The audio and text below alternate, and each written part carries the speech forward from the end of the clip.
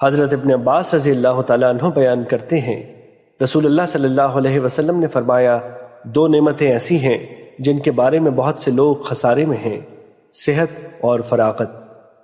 مشکات المصابی حدیث نمبر 5155۔ حضرت مستورد بن شداد رضی اللہ تعالیٰ عنہ بیان کرتے ہیں، میں نے رسول اللہ صلی اللہ علیہ وسلم کو فرماتے ہوئے سنا، اللہ کی قسم، آخرت کے مقابلے میں دنیا کی مثال بس ایسے ہی ہے جیسے تم میں سے کوئی اپنی انگلی سمندر میں ڈبوئے، پھر وہ دیکھے کہ وہ انگلی پانی کی کتنی مقدار کے ساتھ لوٹتی ہے۔ مشکات المصابی حدیث نمبر 5156۔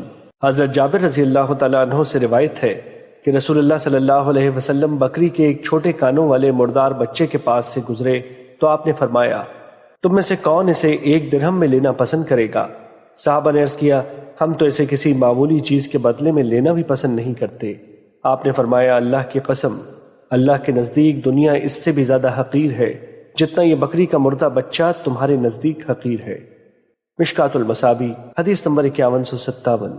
حضرت ابو ہریرہ رضی اللہ تعالیٰ عنہ بیان کرتے ہیں، رسول اللہ صلی اللہ علیہ وسلم نے فرمایا، دنیا مومن کے لیے قید خانہ جبکہ کافر کے لیے جنت ہے۔ مشکات المصابی حدیث نمبر 5158۔ حضرت انس رضی اللہ تعالیٰ عنہ بیان کرتے ہیں، رسول اللہ صلی اللہ علیہ وسلم نے فرمایا، اللہ کسی مومن کی کوئی نیکی ضائع نہیں کرتا، اس کو اس نیکی کے بدلے میں دنیا میں عطا کیا جاتا ہے اور اس کے بدلے میں اسے آخرت میں جزا دی جائے گی، اور کافر کو اس کی دنیا میں اللہ کے لیے کی گئی نیکیوں کے بدلے میں کھلایا جاتا ہے، حتیٰ کہ جب وہ آخرت کو پہنچے گا تو اس کی کوئی نیکی نہیں ہوگی جس کی اسے جزا دی جائے۔